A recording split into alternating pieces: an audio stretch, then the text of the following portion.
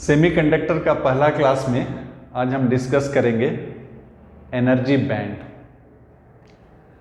Isolated atom में electron का interaction जो है अपना न्यूक्लियस और सराउंडिंग इलेक्ट्रॉन क्लाउड के साथ होता है, जिसकी वजह से इलेक्ट्रॉन का डेफिनाइट एनर्जी लेवल होता है, जिसे हम 1s, 2s, 2p, 3s, 3p and so on denote करते हैं।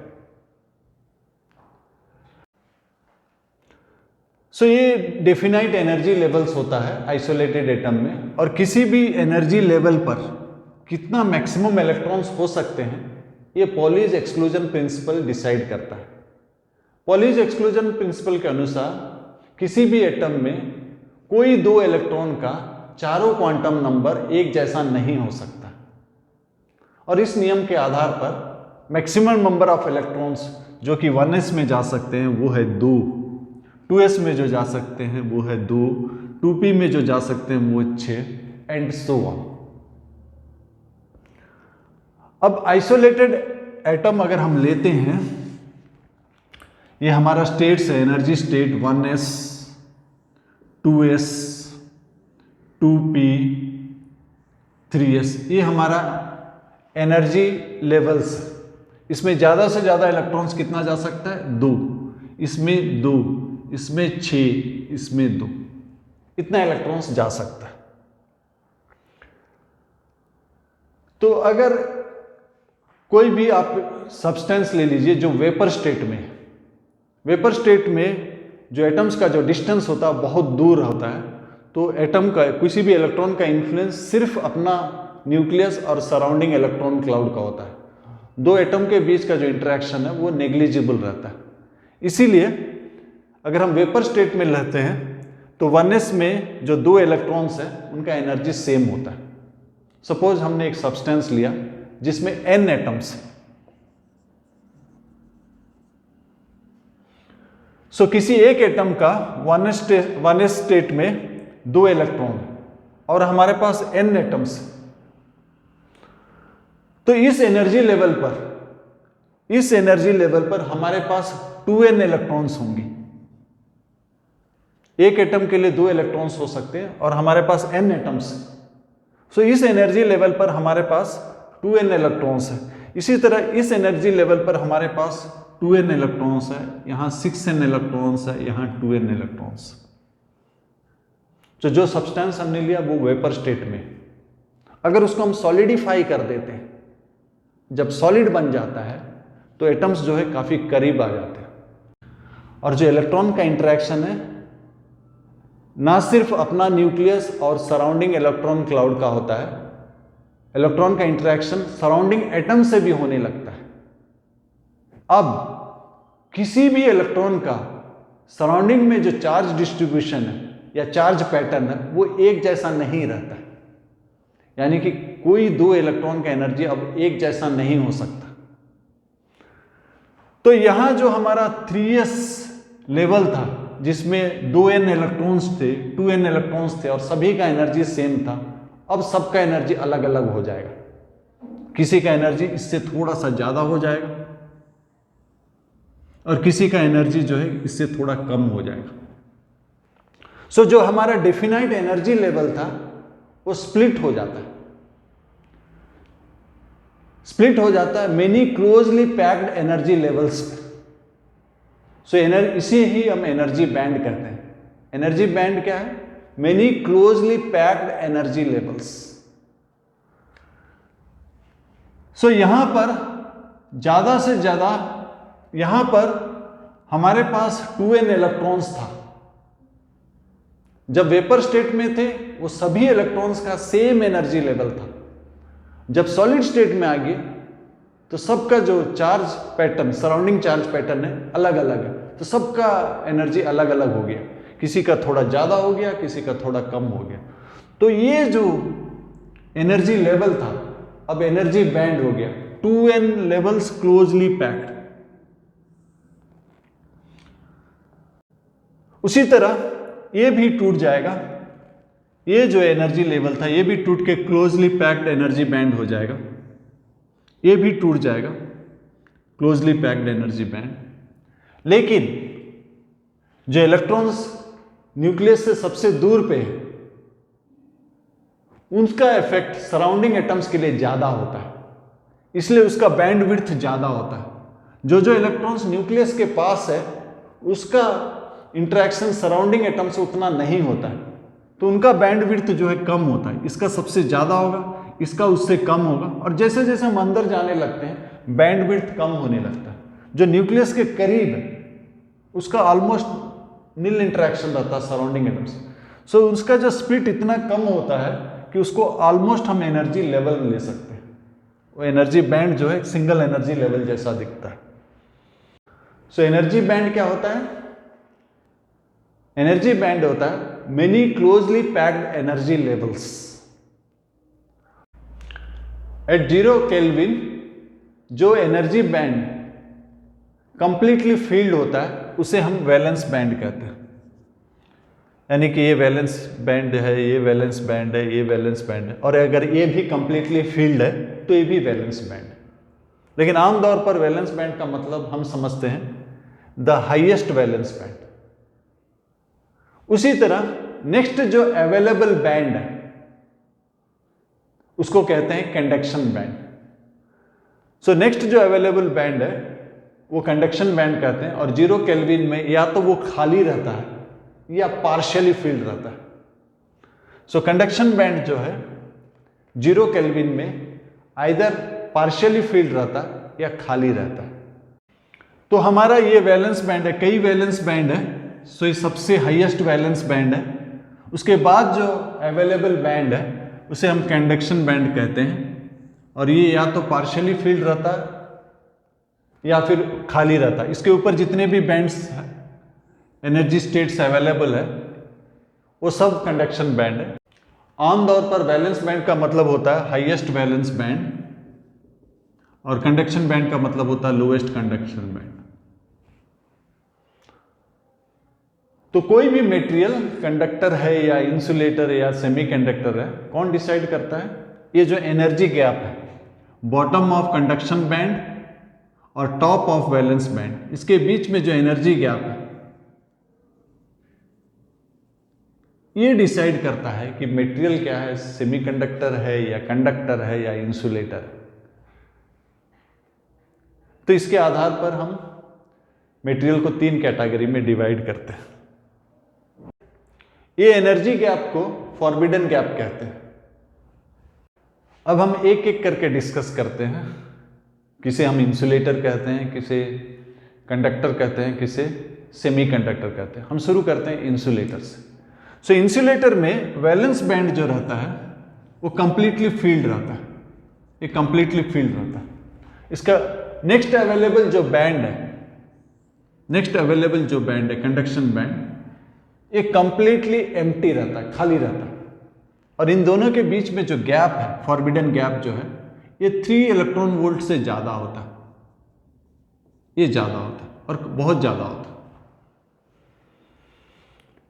इलेक्ट्रॉन्स को टेम्परेचर की वजह से एनर्जी मिलता है। एवरेज एनर्जी जो है kT होता है।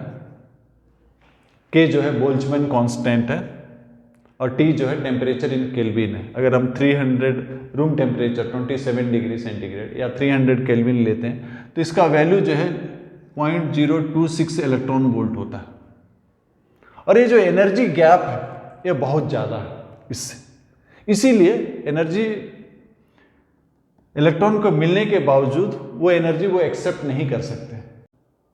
इलेक्ट्रॉन सिर्फ उसी एनर्जी को एक्सेप्ट करता है जो उसे नेक्स्ट एनर्जी लेवल को ले सकता है। इन बिटवीन एनर्जी लेवल का एनर्जी को अगर इलेक्ट्रॉन को मिलता है तो उसे रिफ्यूज कर देता है, एक्सेप्ट नहीं करता है।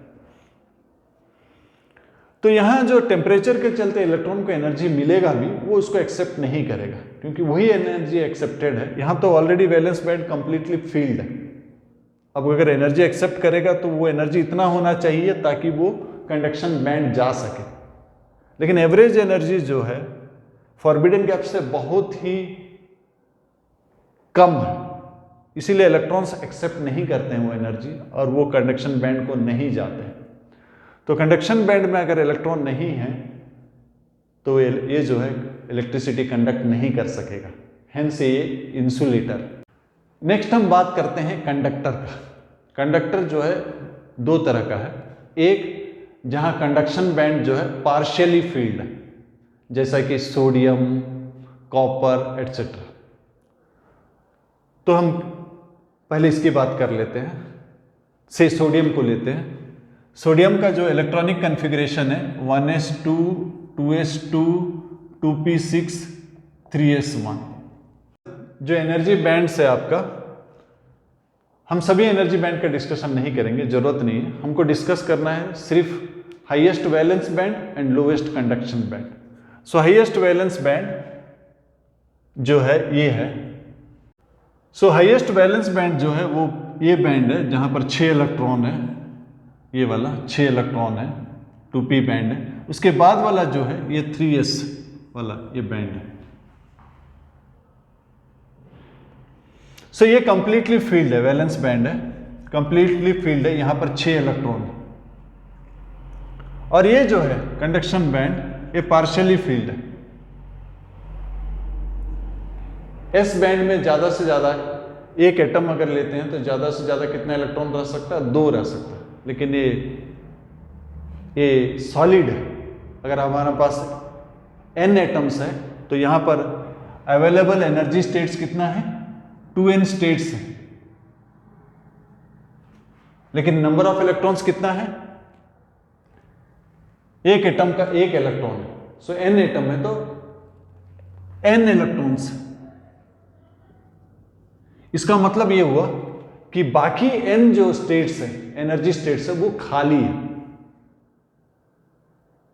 यानी कि इलेक्ट्रॉन जो है एनर्जी गेन करता है, टेम्परेचर की वजह से अगर गेन करता है तो वो जंप कर सकता है नेक्स्ट एनर्जी लेवल, या फिर हायर एनर्जी लेवल से अगर एनर्जी रिलीज करता था वो जंप कर सकता है लोअर एनर्जी लेवल।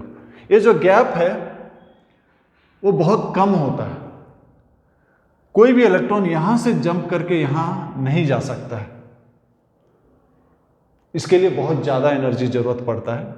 लेकिन सेम बैंड में थर्मल एनर्जी के चलते वो एक लेवल से दूसरा लेवल को जा सकता है। तो हमारे पास एटम्स है, सोडियम है, बहुत सारे एटम्स है, और हम ये आउटर मोस्ट इलेक्ट्रॉन टेम्परेचर के चलते एनर्जी गेन किया, और वो क्या है कि नेक्स्ट एटम में जो उससे थोड़ा हायर एनर्जी लेवल खाली है, जंप करके उधर चला गया। उसी तरह वहां का कोई इलेक्ट्रॉन जंप करके किसी और में चला गया। तो इलेक्ट्रॉन का ये जो रैंडम मोशन होता है, और एवरेज ड्रिफ्ट जो है, average charge passing through any cross section जो है 0 होता है। लेकिन जब हम इलेक्ट्रिक फील्ड अप्लाई कर देते हैं, इलेक्ट्रिक फील्ड भी एनर्जी देता है, और वो भी बहुत कम एनर्जी देता है, बट दैट एनर्जी जो है सफिशिएंट रहता है, क्योंकि ये क्लोजली पैक्ड एनर्जी लेवल्स है। सो वो एनर्जी सफिशिएंट रहता है इलेक्ट्रॉन को एक लेवल से दूसरा लेवल को लेने के लिए। सो जब हम इलेक्ट्रिक फील्ड अप्लाई करते हैं, इलेक्ट्रॉन जब एनर्जी गेन करता है, उसके नेबरिंग एटम में अगर उससे थोड़ा हायर एनर्जी लेवल खाली है तो वो जंप कर सकता है। टेम्परेचर के लिए भी करता है और इलेक्ट्रिक फील्ड के लिए भी करता है। लेकिन टेम्परेचर के लिए जो करता है वो रैंडम है। रैंडम मतलब net charge passing through any cross section 0 होगा। कोई इधर जंप किया, कोई इधर जंप किया, कोई इधर। सो कोई भी क्रॉस सेक्शन आप ले लेते हैं, so net charge passing through the cross section per unit time 0 हो जाता है। लेकिन जब आप इलेक्ट्रिक फील्ड अप्लाई कर देते हैं, इलेक्ट्रॉन के ऊपर फोर्स जो है ऑपोजिट डायरेक्शन में एक्ट करता है। तो अब फोर्स एक डेफिनाइट डायरेक्शन में एक्ट कर रहा है, तो ड्रिफ्ट भी एक डेफिनाइट डायरेक्शन में एक्ट करता है। तो इलेक्ट्रिक फील्ड के लिए इलेक्ट्रॉन को एनर्जी मिलता है। नेबरिंग एटम में अगर उससे हायर एनर्जी लेवल खाली है तो ये जंप करके वहां चला जाता है, वहां से कोई जंप करके यहां जाता है। और बिकॉज फील्ड जो है ऑपोजिट डायरेक्शन में फोर्स एग्जर्ट करता है, तो इलेक्ट्रॉन्स जो है ऑपोजिट टू फील्ड ड्रिफ्ट करते हैं, हेंस इलेक्ट्रिक करंट एग्जिस्ट करता है। तो इलेक्ट्रिक करंट एग्जिस्ट करने के लिए कोई भी बैंड में एनर्जी लेवल्स जो है खाली होना जरूरी है। खाली है तब इलेक्ट्रॉन्स एनर्जी एक्सेप्ट करते हैं और जंप कर जाते हैं नेक्स्ट लेवल को। अगर फुल्ली पैक्ड है, जैसे कि वैलेंस बैंड फुल्ली पैक्ड है, सो यहाँ एनर्जी वो एक्सेप्ट नहीं करेंगे, वो जंप नहीं कर पाएंगे क्योंकि खाली नहीं है। और इतना एनर्जी भी इलेक्ट्रिक फील्ड नहीं देता ताकि वो यहाँ से जंप करके यहाँ जाए।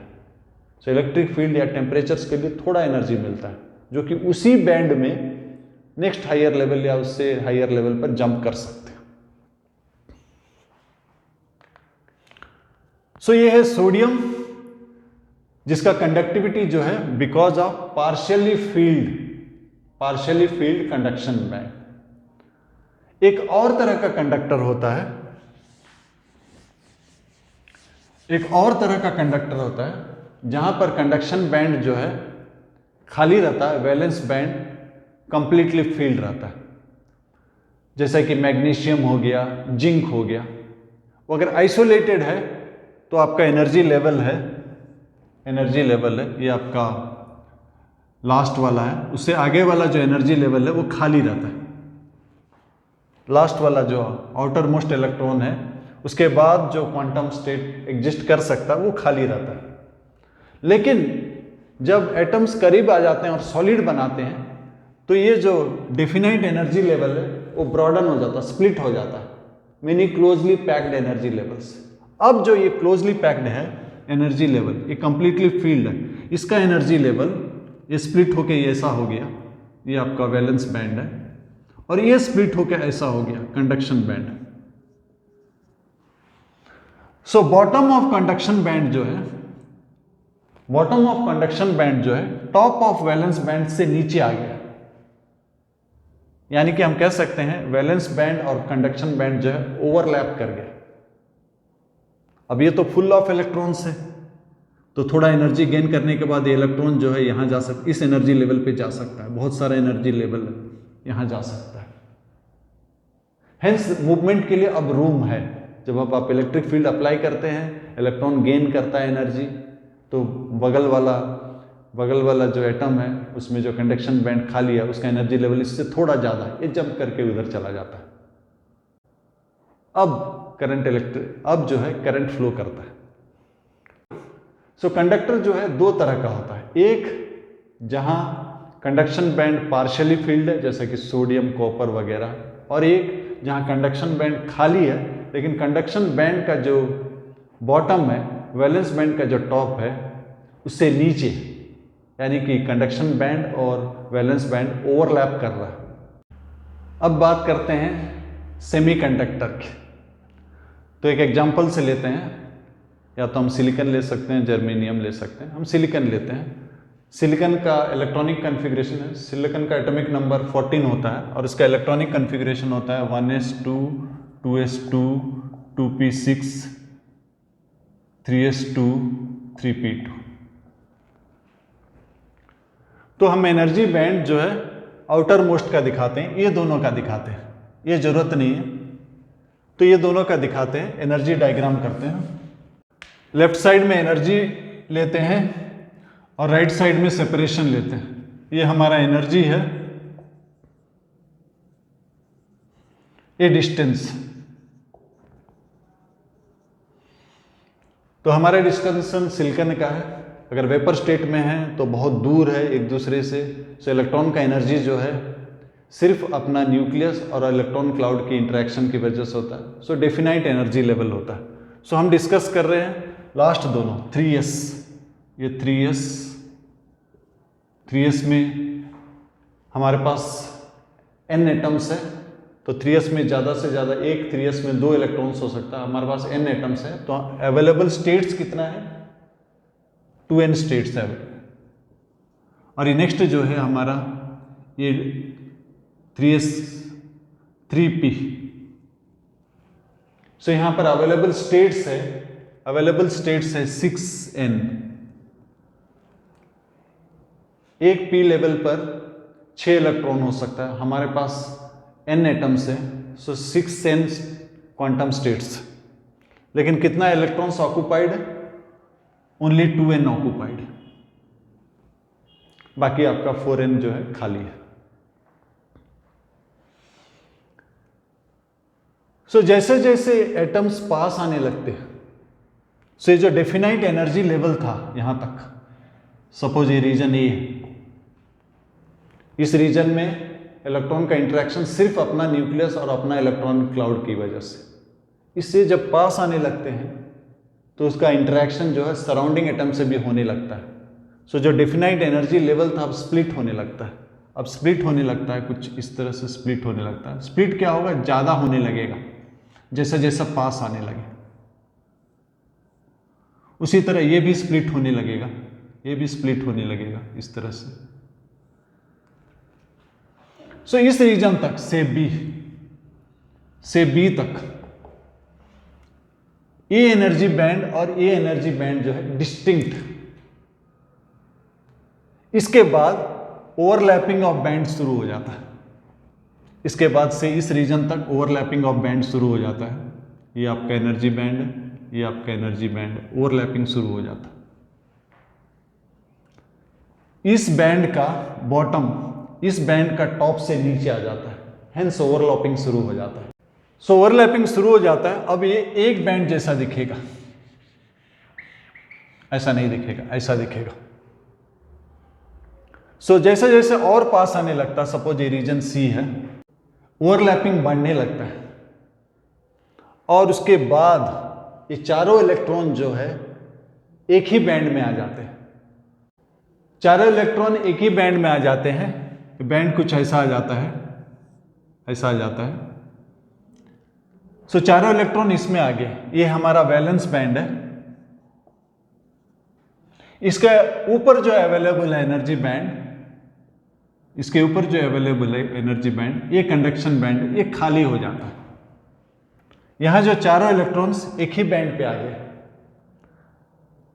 और ये जो इंटर एटॉमिक डिस्टेंस, सॉलिड में जो इंटर एटॉमिक डिस्टेंस है से ए नॉट, और ये रीजन को मान लेते हैं हम डी लेते हैं।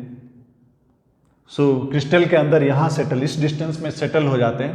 तो ये वैलेंस बैंड और कंडक्शन बैंड के बीच में एनर्जी गैप आ जाता है। और सिलिकॉन के लिए गैप जो है 1.1 इलेक्ट्रॉन वोल्ट, जर्मेनियम के लिए 0.7 इलेक्ट्रॉन वोल्ट। सो ब्रीफ में अगर हम डिस्कस करें, जब दूर थे तो आपको एनर्जी लेवल जो है डेफिनाइट था।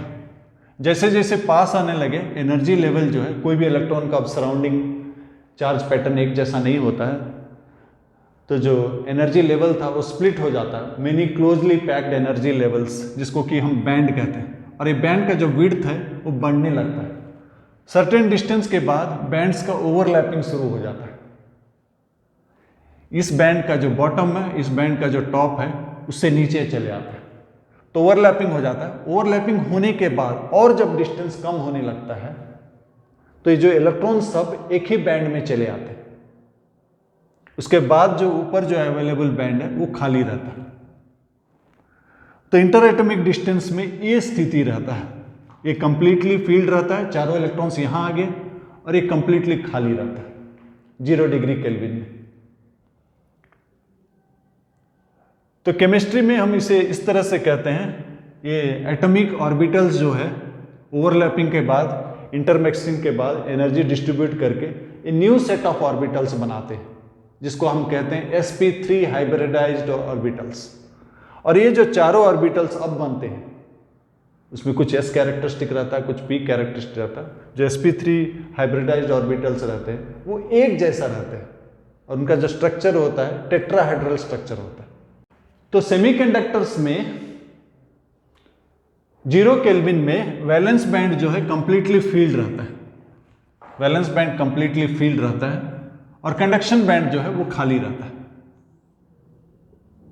और इनके बीच जो एनर्जी गैप है, ये एनर्जी गैप जो है ये लेस देन 3 इलेक्ट्रॉन वोल्ट रहता है। सो टेम्परेचर के चलते इलेक्ट्रॉन्स जो है एनर्जी गेन करते हैं। एवरेज एनर्जी बहुत ही कम होता है, kT यानी कि 0.026 इलेक्ट्रॉन वोल्ट, ये बहुत कम है। इसलिए उम्मीद कर सकते हैं कि कोई इलेक्ट्रॉन इस एनर्जी की वजह से तो नहीं जा सकता। लेकिन ये एवरेज एनर्जी है, सभी इलेक्ट्रॉन्स को इतना एनर्जी नहीं होता। किसी किसी का इलेक्ट्रॉन का एनर्जी ज़्यादा होता है और वो जंप कर सकता है, वो जंप करके वैलेंस बैंड से कंडक्शन बैंड चला जाता है। तो जैसे कि आप sp3 हाइब्रिडाइज में टेट्राहेड्रल स्ट्रक्चर होता है, यहाँ हम उसको थोड़ा सा सिंपल कर लेते हैं, प्लेन स्ट्रक्चर दिखाते हैं। ये आपका सिलिकॉन है, प्लेन स्ट्रक्चर दिखाते हैं, चारों तरफ सिलिकॉन है। क्रिस्टल में कुछ ऐसा है, चारों तरफ सिलिकॉन है, ये भी सिलिकॉन है, ये भी सिलिकॉन है, ये भी सिलिकॉन है। ये ओवर सिंप्लीफाइड है, प्लानर डायग्राम है, एक्चुअल डायग्राम आपका टेट्राहेड्रल होता है। तो इसका वैलेंस बैंड में 4 इलेक्ट्रॉन है, ये अपना सराउंडिंग 4 इलेक्ट्रॉन के साथ वो शेयर करते हैं, कोवेलेंट बैंड बनाते हैं या वैलेंस बॉन्ड बनाते हैं। तो ये बॉन्ड है, इलेक्ट्रॉन है। ये इलेक्ट्रॉन अगर एनर्जी गेन कर जाता है, गेन करके इलेक्ट्रॉन अगर एनर्जी गेन कर जाता है, कितना एनर्जी गेन करेगा? कोई भी एनर्जी एक्सेप्ट नहीं कर सकता। अगर एनर्जी इसको यहां तक लेना है तो नहीं एक्सेप्ट करेगा, उतना ही एनर्जी एक्सेप्ट करेगा जो इसको यहां तक ले सकता है। तो अगर ये एनर्जी यहां गेन करता है टेम्परेचर की वजह से, तो ये जो है फ्री हो जाता है। अब इसके साथ ये फ्री हो जाता है, इलेक्ट्रॉन यहां चला गया और ये फ्री हो गया। ये जो बॉन्ड है इनकम्प्लीट बॉन्ड हो गया। तो जो कंडक्शन हम कंडक्टर की बात कर रहे थे यहां थोड़ा अलग है। यहां जब हम इलेक्ट्रिक फील्ड अप्लाई करेंगे, इलेक्ट्रिक फील्ड क्या कर सकता है? थोड़ा एनर्जी दे सकता है। सो जो यहां पर जो इलेक्ट्रॉन है, यहां कई सारे इलेक्ट्रॉन्स आगे होंगे, जो इलेक्ट्रॉन यहां पर एनर्जी गेन करके यहां चले आए, वो सब कंडक्शन इलेक्ट्रॉन्स हैं। और जब भी एक कंडक्शन इलेक्ट्रॉन बनता है तो एक बॉन्ड इनकम्प्लीट रह जाता है। जब आप इलेक्ट्रिक फील्ड अप्लाई करते हैं, तो ये इलेक्ट्रॉन जो है, यहाँ कई एनर्जी लेवल्स हैं। सो ये इलेक्ट्रॉन जो है थोड़ा एनर्जी गेन करने के बाद नेक्स्ट वाला जो एटम है उसका हायर एनर्जी लेवल अगर खाली है तो वहां चला जाता है। उसी तरह एक और इलेक्ट्रॉन जो नेक्स्ट बॉन्ड में है, यहां कहीं है, एक और इलेक्ट्रॉन जो यहां कहीं है, उसका सराउंडिंग में अगर कोई और एटम है जिसमें एक बॉन्ड इनकम्प्लीट है, तो वो इलेक्ट्रॉन जंप कर सकता है इधर। अगर इलेक्ट्रॉन यहां जंप कर गया तो यहां वैकेंट बॉन्ड आ जाएगा। ये बॉन्ड जो है इनकम्प्लीट है। सो जो इनकम्प्लीट बॉन्ड है इसको हम होल कहते हैं। सो जब हमने इलेक्ट्रिक फील्ड अप्लाई किया, तो इलेक्ट्रॉन के ऊपर फोर्स इस तरफ होता है, तो इलेक्ट्रॉन जो है इस तरफ ड्रिफ्ट करता है। और यहां पर भी जो इलेक्ट्रॉन है, ये जो इलेक्ट्रॉन ने ड्रिफ्ट किया इधर, इन द प्रोसेस यहां होल बन गया। तो हम कह सकते हैं कि होल जो है ड्रिफ्ट किया ऑपोजिट डायरेक्शन में, यानी कि in the direction of electric field. तो होल को हम +C चार्ज ले सकते हैं। इलेक्ट्रिसिटी का डिस्कशन के लिए होल को हम +C चार्ज ले सकते हैं। ये जो सेमीकंडक्टर है इसमें इलेक्ट्रिक फ्लो जो है 2 वजह से होता है। एक electron in the conduction band की वजह से, और एक flow of holes in the valence band की वजह से। दोनों कंट्रीब्यूट करता है। तो करंट दोनों वजह से होता है, flow of electrons in conduction band and flow of holes in the valence band. ये अनलाइक है कंडक्टर में सिर्फ electrons in conduction band conduct करता है। और जब हम टेम्परेचर बढ़ा देते हैं, अगर हम कंडक्टर की बात करते हैं, टेम्परेचर बढ़ा देते हैं तो मोर कोलिजन्स होगा, यानी कि ड्रिफ्ट वेलोसिटी कम जाएगा। तो कंडक्टर का जो है रेसिस्टेंस बढ़ जाता है टेम्परेचर के साथ। लेकिन अगर हम सेमीकंडक्टर की बात करते हैं तो 2 डिस्टिंक्ट फेनोमेना होता है। एक, टेम्परेचर जब हम राइज करते हैं तो मोर इलेक्ट्रॉन्स वैलेंस बैंड से जंप करके कंडक्शन बैंड चला जाता है। सो मोर फ्री इलेक्ट्रॉन्स, मोर होल्स। तो इलेक्ट्रिक करंट बढ़ना चाहिए, कंडक्टिविटी बढ़ना चाहिए। But at the same time more electrons मतलब ड्रिफ्ट वेलोसिटी कम गया। लेकिन ये जो फेनोमेना है, increase number of charge carriers, ये फेनोमेना ज्यादा डोमिनेंट है। इसीलिए सेमीकंडक्टर्स में जब भी आप टेम्परेचर राइज करते हैं तो उसका कंडक्टेंस बढ़ता है, यानी कि रेसिस्टेंस कम करता है। सेम बात हम इंसुलेटर के लिए भी कह सकते हैं, क्योंकि इंसुलेटर भी ये वैलेंस बैंड भरा है, कंडक्शन बैंड खाली है। तो अगर बहुत ज़्यादा टेम्परेचर रेज करेंगे तो कुछ इलेक्ट्रॉन्स गेन करके जा सकते हैं, यानी कि कंडक्टेंस बढ़ सकता है। लेकिन कंडक्टर्स में ये नहीं है। कंडक्टर में सिर्फ एक ही फेनोमेना है, ज़्यादा बढ़ गया मोर कोलिजन्स, ड्रिफ्ट वेलोसिटी कम गया, हेंस कंडक्टेंस कम गया। यानी रेसिस्टेंस बढ़ गया। सो सेमीकंडक्टर्स में करंट जो है दो वजह से होता है, flow of electron in conduction band and flow of holes in valence band. So total current जो है ऐड हो जाएगा। सो टोटल करंट जो है, current due to electrons, current क्या होता है, number of charge carriers, E drift velocity of electrons, area of cross section. So number of electrons और नंबर ऑफ होल्स सेम होता है, ये भी सेम होगा। चार्ज ऑफ होल जो हम प्लस सी लेते हैं, drift velocity of holes into area. So I जो है आपका, आप एन ई ए कॉमन ले लीजिए, we E plus V H. इसको अगर आप आगे सिंप्लीफाई करना चाहते हैं तो आई बाई ए हो जाएगा N E V E plus V H. I by A current per unit area, current density.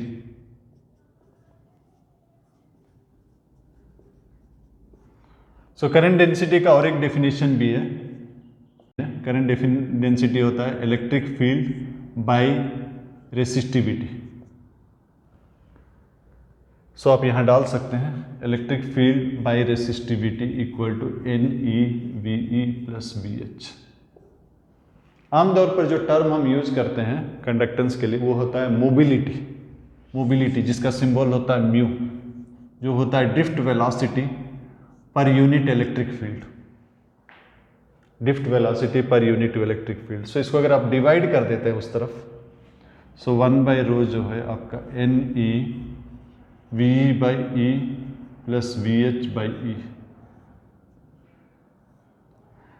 So 1 by rho, 1 by resistivity conductivity हो जाता है, एन ई ये जो है ड्रिफ्ट वेलोसिटी, ये जो है मोबिलिटी ऑफ इलेक्ट्रॉन है, और ये जो है mobility of holes.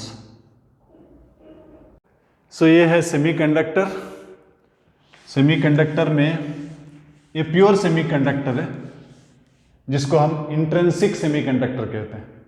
Intrinsic semiconductor में 0 केल्विन में क्या होता है, वैलेंस बैंड कंप्लीटली फिलअप रहता है, कंडक्शन बैंड बिल्कुल खाली रहता है। जैसे जैसे आप टेम्परेचर राइज करते हैं, कुछ इलेक्ट्रॉन्स वैलेंस बैंड से एनर्जी गेन करके कंडक्शन बैंड चले जाते हैं।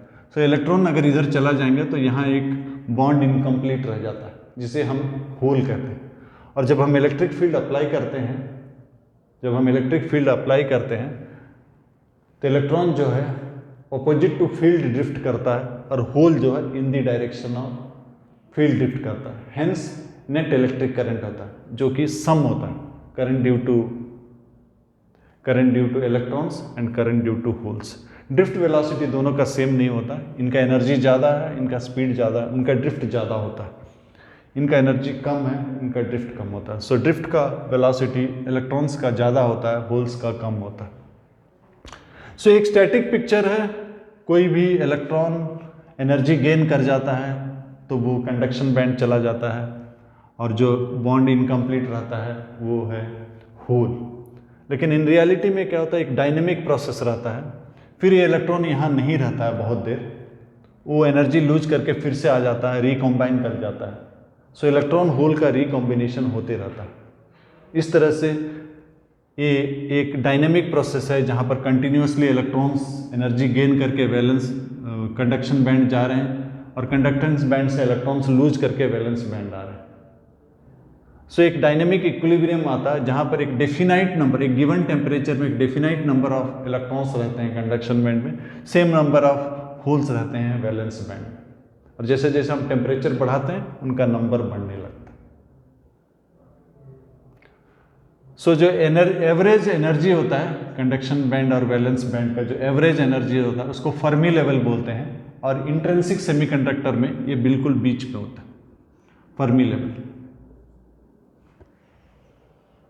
तो आज हमने बात किया प्योर सेमीकंडक्टर का। बेसिकली एनर्जी बैंड जो है हम तीनों कंटेक्स्ट में डिस्कस किए, इंसुलेटर, कंडक्टर और सेमीकंडक्टर। और सेमीकंडक्टर का जो हमने बात किया वो pure semiconductor. So next class में हम लेंगे एक्सट्रिंसिक सेमीकंडक्टर, जहाँ पर हम कंडक्टेंस को बढ़ाने के लिए कुछ इम्प्योरिटी ऐड करते हैं।